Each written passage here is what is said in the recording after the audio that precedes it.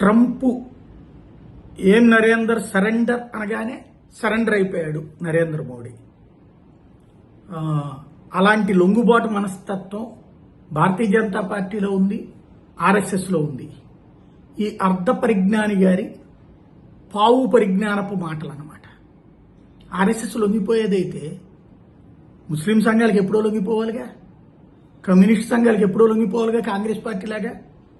వాళ్ళిద్దరికీ లొంగిపోయింది ఎవరు? ఈ దేశంలో ఈ దేశ ప్రజల ప్రాణాలని తాకట్టు పెట్టింది ఎవరు? ఈ దేశ సంస్కృతిని తాకట్టు పెట్టింది ఎవరు?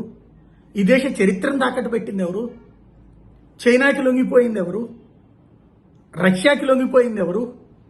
అమెరికాకి అమ్ముడుపోయింది ఎవరు? ఒకసారి వీళ్ళ తాతని వీళ్ళ నాన్నమ్మని అడిగితే తెలుస్తుందిగా. అణుపరీక్షలు ఎందుకు ఆపేసిందంట మరి మొదటి పరీక్షని? రాహుల్ గాంధీకి తెలీదా? అమెరికా చెప్తేనే కదా మూసుకు కూర్చుంది. మరి రష్యా స్నేహం అన్నప్పుడు అమెరికా చెప్పగానే ఎందుకు ఆపేసింది ఆవిడ? రష్యా చెప్పిందా? అంటే రష్యాకు లొంగిపోయి ఆగిపోయిందా? ఇది నెంబర్ 1. నెంబర్ 2 వచ్చేటప్పటికి మా నాయనమ్మ చాలా స్ట్రాంగ్. ఎస్, మరి పిఓకే ఎందుకు తీసుకోలేకపోయింది? చైనా ఆక్రమించుకున్నటువంటి భూభాగాన్ని ఎందుకు తీసుకురాలేకపోయింది? బంగ్లాదేశ్ అనే ముక్క వాళ్ళు కొట్టుకు చూస్తుంటే మధ్యలో వెళ్ళడం బాగానే ఉంది.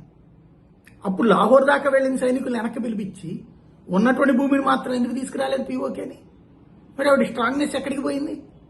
అదే ఇవాళ 3 సార్లు వెళ్ళి దాన్ని వచ్చారు.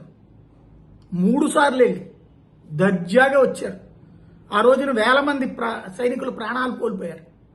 ఇవాళ 10ల సంఖ్య మాత్రం. అప్పుడు ఎవరు లొంగిపోయినట్టు? ఎవరు భయపడ్డట్టు? ట్రంప్ చెప్పుకుంటాడు, నీలాంటి సన్నాసులు ఉన్నారు కాబట్టి, రాహుల్ లాంటి సన్నాసులు ఈ దేశంలో ప్రతిపక్ష నాయకులు ఉన్నారు కాబట్టి ట్రంప్ చెప్పుకుంటాడు.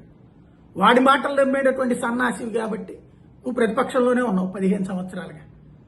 అదే ఈ దేశానికి పట్టిన శాపం.